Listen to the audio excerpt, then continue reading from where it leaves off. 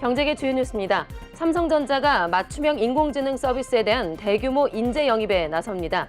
AI 모델을 활용해서 번역이나 문서 요약, 소프트웨어 개발 등 지원 등에 최적화된 솔루션을 준비하겠다는 뜻으로 풀이됩니다. 한국수력원자력, 한전기술 등이 동유럽권 국가인 루마니아에서 원자력 발전 설비 건설 사업을 따내는 데 성공했습니다.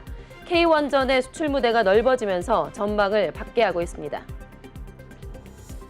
국내 이커머스 시장에서 쿠팡과 네이버 쇼핑의 2파전 경쟁 구도가 이어지고 있는 것으로 나타났습니다. 두 회사의 점유율은 65%에 육박한 것으로 확인됐습니다. 대한항공이 글로벌 경영협회가 주관하는 2023년 글로벌 고객 만족도 우수기업 평가에서 항공 여객 운송 서비스 부문 1위를 차지했습니다. LCC 부문에서는 티웨이 항공이 1위였습니다.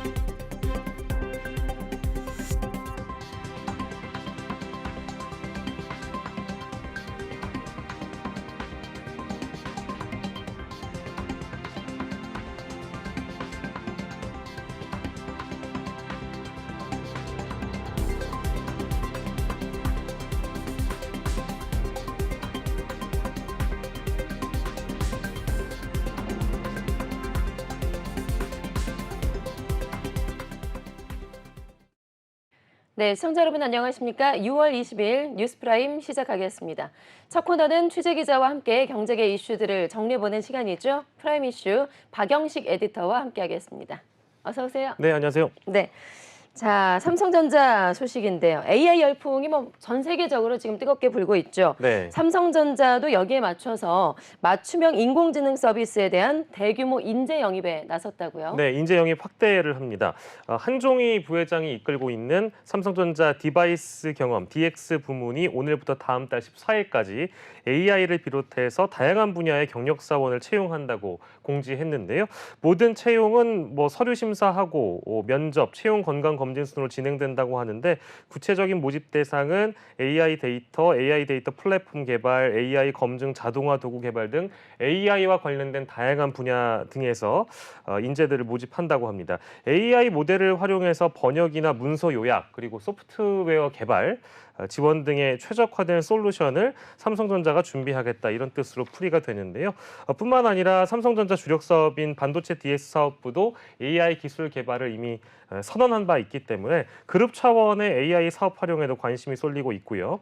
이재용 삼성전자 회장이 일찍이 밝히기를 어려운 상황이지만 인재 양성에 조금도 흔들림이 있어서는 안 된다고 당부하는 등 인재 육성의 중요성을 강조하고 있습니다. AI 관련 분야 역량 강화를 위해서 언제나 글로벌 인재 영입에 적극 나서는 중이라고 삼성전자 또한 공식적으로 밝혔습니다. 네, 삼성전자 이야기를 하나 더 해보죠. 네. 스마트폰의 차기작의 디자인이 지금 대거 유출이 돼서 또 화제가 되고 있습니다. 네. 기대감을 상당히 높이는 디자인이라고 하는데요. 네, 7월에 공개하는 스마트폰의 모습이 대거 유출이 됐습니다. 전작을 뛰어넘는 디자인에 온라인상에서 신제품에 대한 기대감이 지금 높아지고 있는 그런 상황이라고 하는데 해외 IT 정보 제공자 에반 블레스는 삼성전자의 새로운 폴더블 스마트폰 갤럭시 Z 폴드 5, 갤럭시 Z 플립 5를 비롯해 태블릿 또한 다양한 모델들, 이 삼성의 모바일 기기 대부분에 홍보용 이미지를 노출했습니다. 대부분 네. 이 홍보용 이미지가 실제로 양산이 되다 보니까 아무래도 실제 저 디자인대로 나올 가능성에 무게를 두는 네티즌들이 많이 있는 것 같아요. 네, 그래서 몰래 유출된 게 아니라 어느 정도 일부 선공개 정도로 이제 해석을 하면 되겠죠. 봐야 될 것 같기도 예. 합니다. 그런데 어쨌든 누리꾼들 사이에선 정말 이렇게 나오면 대박이다 이런 반응들이 나오고 있는 거고요. 네. 플립4 같은 경우에는 외부 화면이 1.9인치였지만 플립 5의 화면은 3.4인치로 2배 이상 커진 것으로 알려졌고 특히 이 외부에 디스플레이가 있어서 더욱 커진 수려한 디자인이 생겼습니다.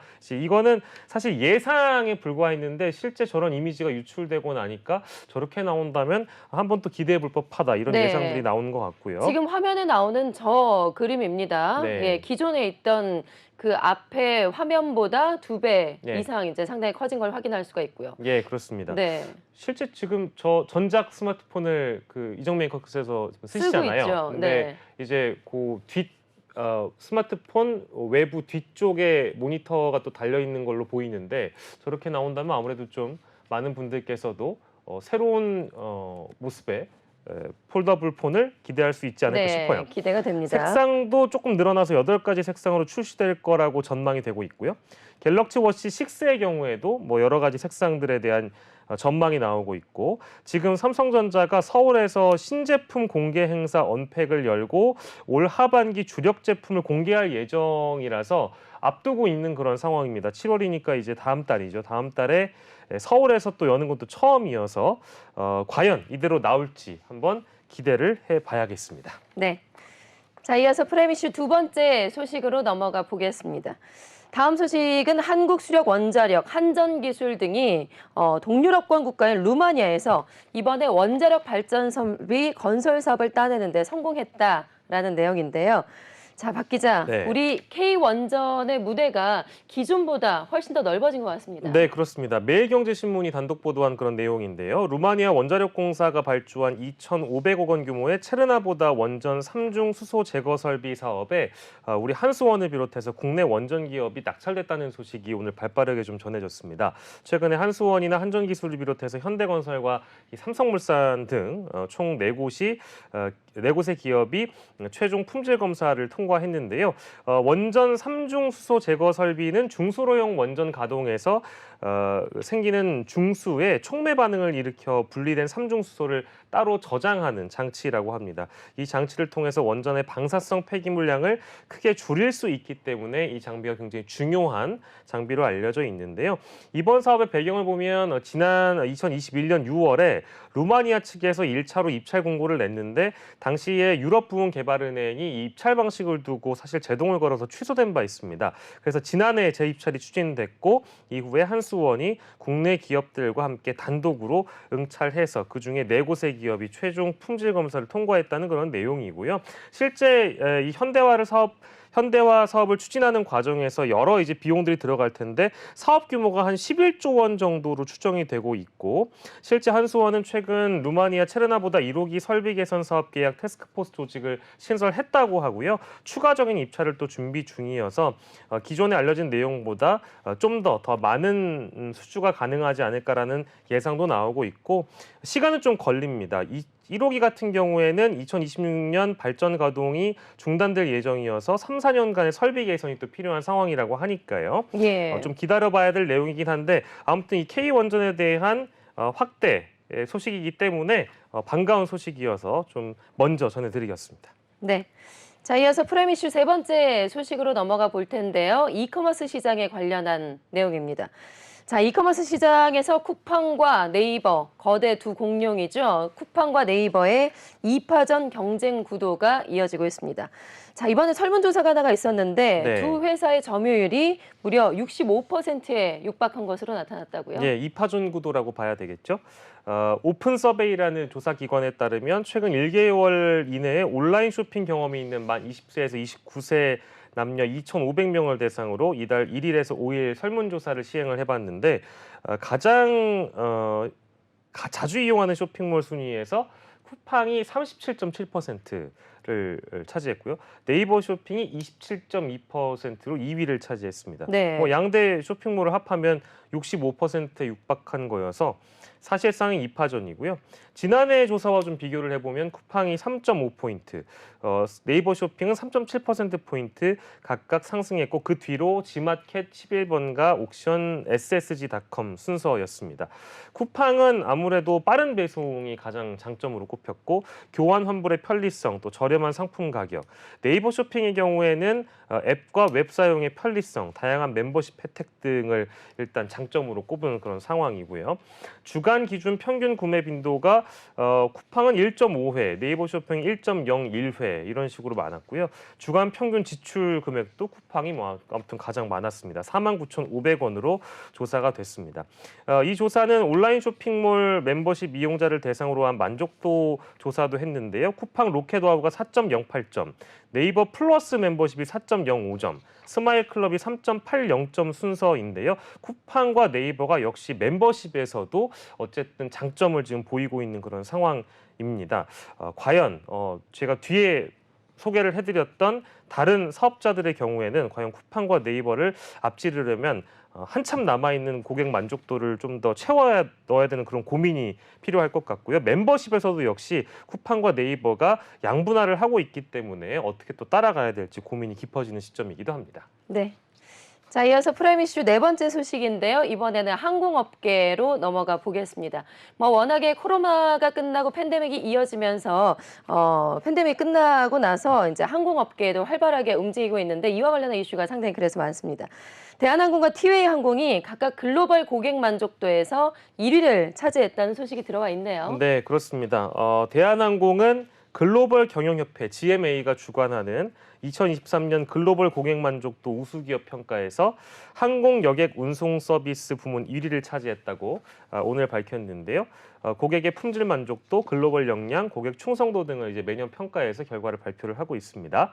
2005년부터 이 분야에서는 1위를 유지하고 있기 때문에 그렇게 놀랄만한 소식은 또 아니겠습니다만 해외여행 리오프닝 시기에 맞춰서 대한항공이 또 새로운 움직임을 보이고 있기 때문에 또 1위를 유지한다는 측면에서 그동안 코로나 기간도 있었기 때문에 여전히 1위를 유지하고 있는가에 대한 궁금증이 있었는데 여전히 1위입니다. 지난 1일부터 또 보잉 7378 항공기가 투입되는 국제 노선을 대상으로 기내 와이파이 서비스를 또 실시를 하고 있고요. 신형기 도입에도 또 선을 보이고 있기 때문에 대한항공의 1위 행진은 앞으로도 계속될 가능성이 높다라는 게 업계 평가고요. LCC 분야도 또 하고 있는데요. 티웨이 항공이 올해로 또 9년째 정상을 지켰습니다. 네. 티웨이 항공은 국제선 운항과 노선을 확장한다는 점, 그리고 대구나 청주 쪽의 국제 전기 노선도 지방 이용객의 편의 증대에 앞장섰다는 점에서 좋은 평가를 받았다고 이 업체가 설명을 또 했고요. 여러 가지 측면에서 티웨이 항공도 고객들이 만족할 만한 서비스 증진을 위해 노력을 하고 있기 때문에 9년째 정상을 지키고 있는 것이겠죠. 내년에도 대한항공과 티웨이 항공이 역시 1위 자리를 고수할 수 있을지는 좀 더 지켜봐야 되겠습니다. 자, 이어서 프라임 이슈 다섯 번째 소식 짚어볼 텐데요. 이번에는 렌터카 업계 상황을 좀 보겠습니다. 렌터카 업체들의 경쟁이 갈수록 상당히 치열해지고 있습니다. 업계 1위인 롯데렌탈이 최근에 좀 주춤하던 사이에 SK렌터카와 현대캐피탈 등이 빠르게 지금 사업을 강화하면서 네. 시장 점유율이 상당히 좀 높아지고 있어요. 예. 어떻게 좀 지각 변동이 있을까요? 함께 보시면 한국자동차 대여사업조합연합회에 따르면 오늘 1분기 말 기준 롯데렌탈의 시장 점유율이 21.2%로 지난해 말 그러니까 21.4%와 비교해서 0.2%포인트 떨어졌다고 보고 있습니다. 렌터카 인가 대수도 지난해 말 25만 9,456대에서 올해 소폭 감소한 것으로 보이고 있는데요. 반면에 2위 사업자인 SK렌터카는 점유율을 지난해 말 13.7에서 올해 1분기 14.4%로 0.7%포인트 끌어올렸는데요.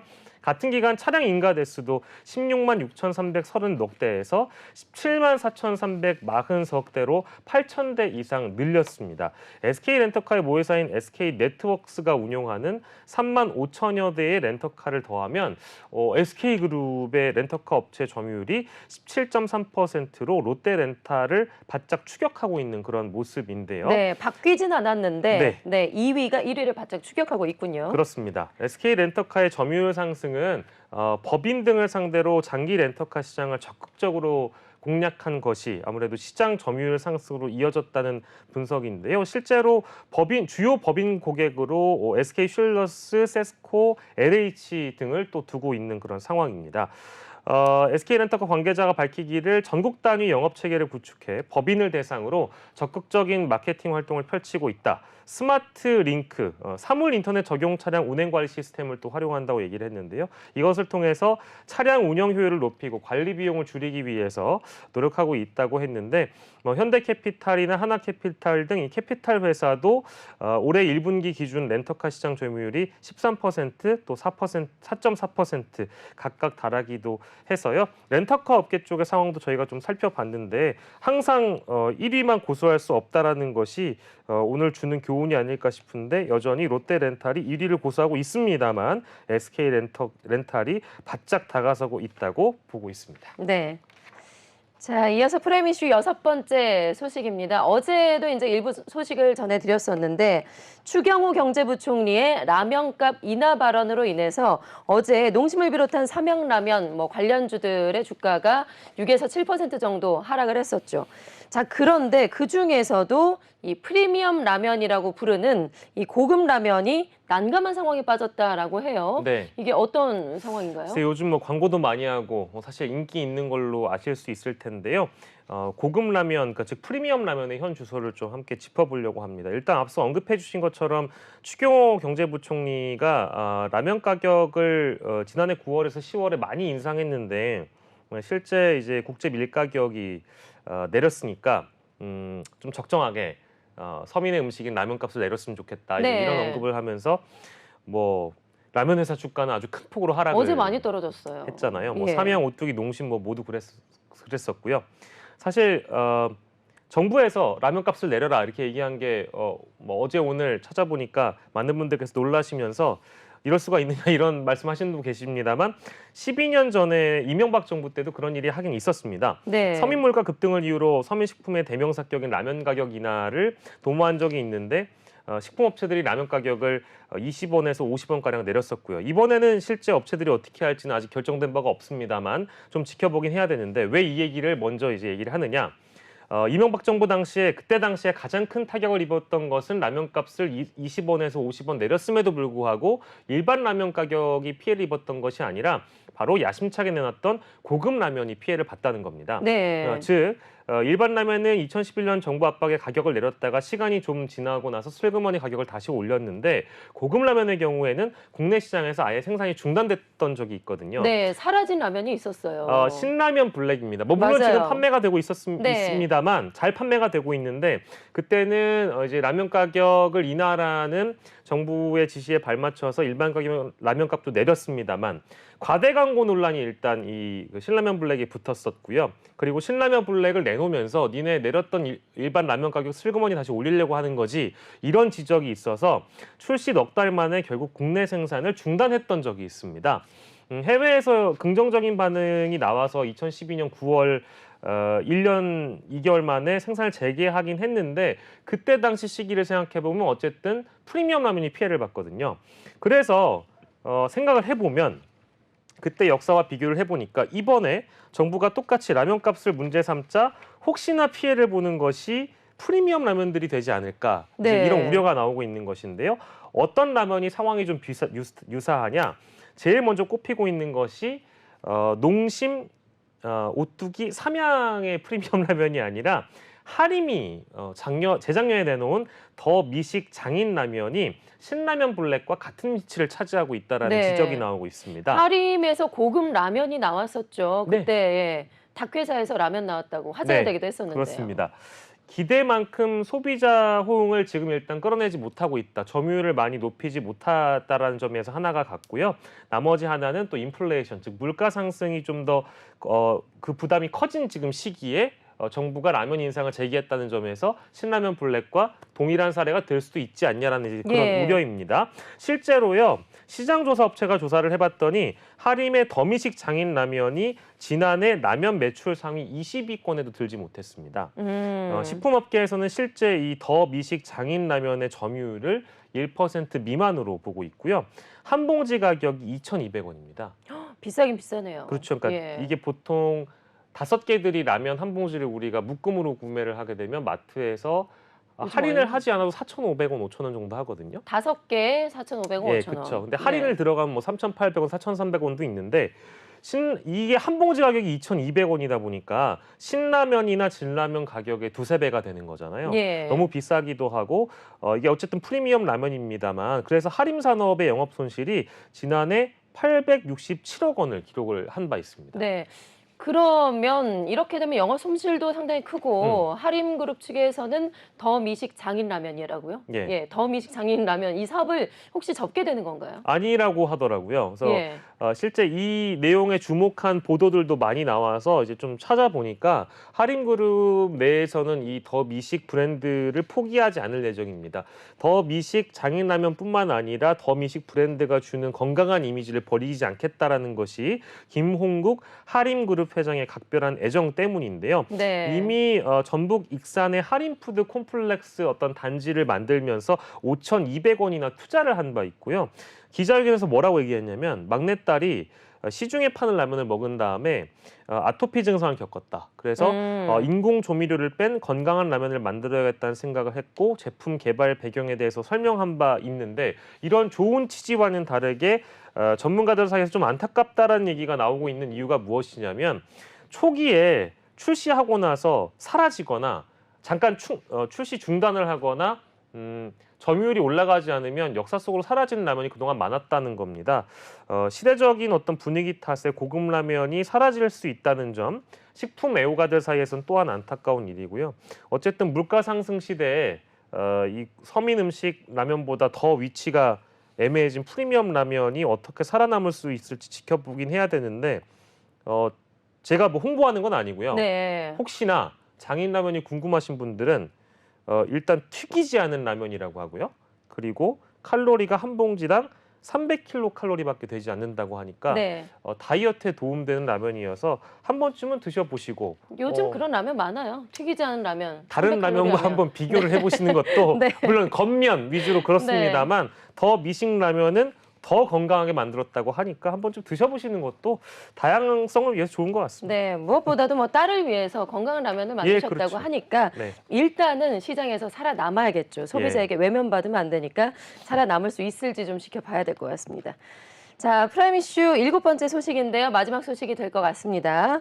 요즘에 이렇게 또 트렌드가 바뀌었네요. 네. 5성급 고급 호텔에서 프로포즈를 하는 문화가 다시 이제 유행을 하고 있다고 하네요. 한동안은 왜 스몰 웨딩이 유행이었잖아요. 네네. 예. 그런데 트렌드가 또 바뀐 거예요. 저 어디 가냐 트렌드를 일단 소개해드리는 거니까요. 네. 결혼 전에 이제 고급 호텔에서 프로포즈하는 문화가 트렌드가 되고 있다고 하는데 호텔 업계 쪽에서 이제 이런 얘기가 좀 종합해서 들리고 있습니다. 말씀 주신 대로 이제 스몰 웨딩으로 불리는 작은 결혼식이 유행했고 그러다 보니까 뭐 결혼 전에 굳이 저런 어떤 이벤트를 할 이유가 있는가? 웨딩보다는 프로포즈. 예. 네. 그러니까 그런 굳이 결혼 전에 저런 프로포즈까지 할 필요가 있는가? 몇백만 원짜리. 네. 그런 게 유행이었는데 팬데믹이 거치고 나서 상황이 바뀌었다고 합니다. 실제 어떤 트렌드냐면 고소득 청년 커플들이 5성급 호텔에 이제 돈을 쏟아붓기 시작하면 생긴 트렌드로 분석이 된다고 하고요. 롯데호텔 시그니엘 서울에서 운영 중인 이터널 프로미스 표현도 좋습니다. 영원한 약속인가요? 패키지가 올해 5월 기준 판매량이 전년 실적 70%를 넘어섰다고 하고요. 이터널 프로미스 패키지가 한강이나 서울 시내 야경이 내려다 보이는 호텔 객실에서 프로포즈 데코레이션, 플라워 햄퍼 박스, 샴페인이 제공이 됩니다. 가격이 157만 원. 네. 객실 입구 주변 꽃길을 만들어주는 버진 로드 옵션까지 추가하면 200만 원이 넘습니다. 네, 지금 나오는 게 이터널 프로미스 패키지라고 하네요. 예, 네. 이게 이제 그렇고요. 그리고 올해 이터널 프로미스 패키지가 월 평균 38회 예약이 월 평균입니다, 이거. 네. 예, 38회 예약이 이루어질 정도로 인기인 것으로 알려졌고요. 고소득 젊은이들이 많네요. 네. 지난해까지 코로나19 사태를 억눌렸던 웨딩 수요가 올해 빠르게 회복되면서 해당 패키지도 뭐 호황을 누린 것으로 보이고요. 실제로 통계청에 보면은 올해 1분기 혼인 건수가 53,964건으로 지난해 동기 대비 18.9% 8,590건 늘었습니다. 역대 최고 상승률을 기록해서 이건 좋은 일이죠. 그렇죠. 자, 그리고 조선 호텔 앤 리조트의 조선 팰리스에서 운영 중인 타임 리즈 로맨스 이것도 참 표현이 좋습니다. 사진 보니까 정말 로맨틱하네요. 네, 예. 이 상품도 고객 문의와 예약이 끊이지 않고 있다고 하고요. 마찬가지로 앞서 소개해드린 것과 동일하게 시티뷰를 볼 수 있는 객실 내에 또 플라워 데코레이션, 와인이 더해지는 구성입니다. 가격은 100만 원이 넘습니다. 이 프로포즈 패키지가 수요가 꾸준한 상품이고 이건 또 매주 고객 예약이 있다고 하고요. 월 평균 15건권 가량이 판매가 되고 있다고 하고요. 호텔 신라는 여행을 가서 프로포즈를 하는 청년 커플을 겨냥하고 있는데 로맨틱 프로포즈 데이 패키지를 통해서 객실 내에 뭐 풍선이나 플라워 데코레이션, 꽃다발, 와인 등을 제공하고 있고 가격은 100만 원 미만으로 경쟁 호텔들 대비 낮은 편이라고 또 하는데 이건 뭐 이제 보시는 시청자 여러분들 따라 기준이 다를 수도 있으니까요. 수요는 아무튼 뭐 꾸준하다는 것이 호텔 측의 설명입니다. 이제 열심히 저희가 이제 소개를 해드렸습니다만 이게 일정 부분 어쨌든 비즈니스 측면에서는 호텔 업계 측에서는 MZ 세대 성향을 나름 분석해서 내린 어떤 경쟁을 서로 하면서 MZ 세대들의 수요를 끌어올리는 하나의 비즈니스 방편이라고 보고 있고요. 전문가들은 그런데 걱정을 좀 하고 있습니다. 이게 소득 양극화 시대이기도 하고 자본주의 최대의 병폐를 또 보여주는 단면은 아니냐 이런 지적은 나옵니다만 사실 고소득 청년들을 대상으로 한 패키지 상품이라고 하니까요. 자본주의 사회에서 열심히 일해서 돈 번 분들이 이런 프로포즈를 하는 것에 대해서 뭐 위화감을 조성한다라는 비판은 어울리지 않을 수도 있겠습니다만 어쨌든 이런 상품들이 호텔 업계에서는 현재 인기를 끄는 것이 트렌드의 하나이다라고 네. 설명드렸을 뿐이라는 점을 오해 없이 들어주시길 바랍니다. 네. 부럽긴 하네요. 부러우면 지는 거라고 하는데 예. 부러운 게 아니라 화가 납니다. 네. 다시 할 수도 없고요. 네. 자, 오늘 이렇게 경제계 주요 이슈들 살펴봤습니다. 박영식 에디터와 함께했습니다. 고맙습니다. 감사합니다.